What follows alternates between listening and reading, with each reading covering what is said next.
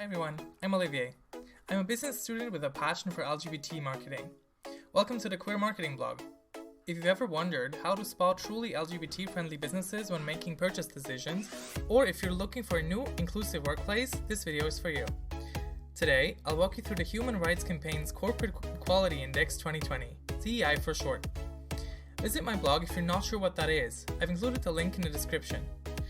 Right, let's get started. The index is 144 pages long, including the appendices. Don't worry though, we won't be looking at the whole report today. I'll just show you where to find which information and what I personally look at when vetting a company I'm considering buying from. After all, I don't want my money to go to companies that support anti-LGBT causes. Right, let's dive right into the report. First off, let's look at the CEI's key findings quickly. In the 2020 report, 686 businesses earned a perfect 100% score under the most stringent criteria to date. Above all, the accelerated progress of transgender inclusion in the workplace is commendable. While only 3% of Fortune 500 companies had gender identity protections in their non-discrimination policies in 2002, 91% have them today. Additionally, over 570 major businesses have adopted gender transition guidelines for employees to establish better transgender inclusion. If you work in HR, I would highly recommend you read the entire report. As you can see, it includes organizational toolkits for topics such as transgender inclusion in the workplace. The report goes on to describe the rating system and methodology, along with a description of how the HRC obtained business data and what scoring criteria was used in 2020. Now, let's get to the juicy part. In the appendices, you'll find the ratings for the scored corporations. In Appendix A, you'll find all the corporations with a perfect 100% score. But what does that mean?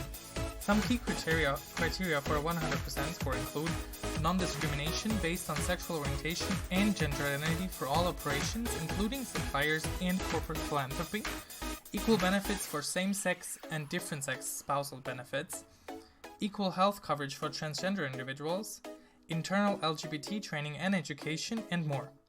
Now, let's get to the actual scores. In this section, you find a list of all 686 corporations that have scored 100% in the 2020 index, in alphabetical order.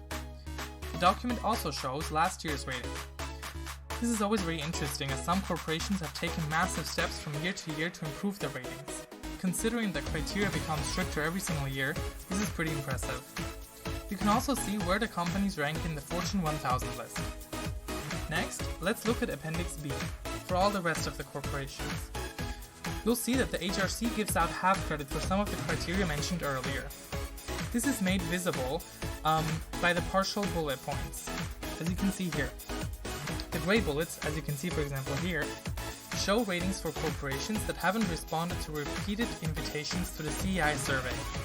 Such ratings are based on publicly available information, as well as data submitted to HRC from unofficial LGBT employee groups or individual employees. In this list, you'll find all scored employers in alphabetical order, including the companies from Appendix A that have scored 100%.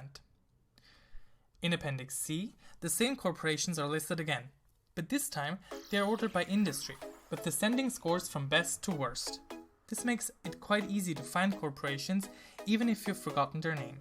However, Appendix C is especially useful for comparing businesses within their industries. I can highly recommend reading through the report and finding how your favorite companies score. You might be surprised. Find the link to the report in the description below.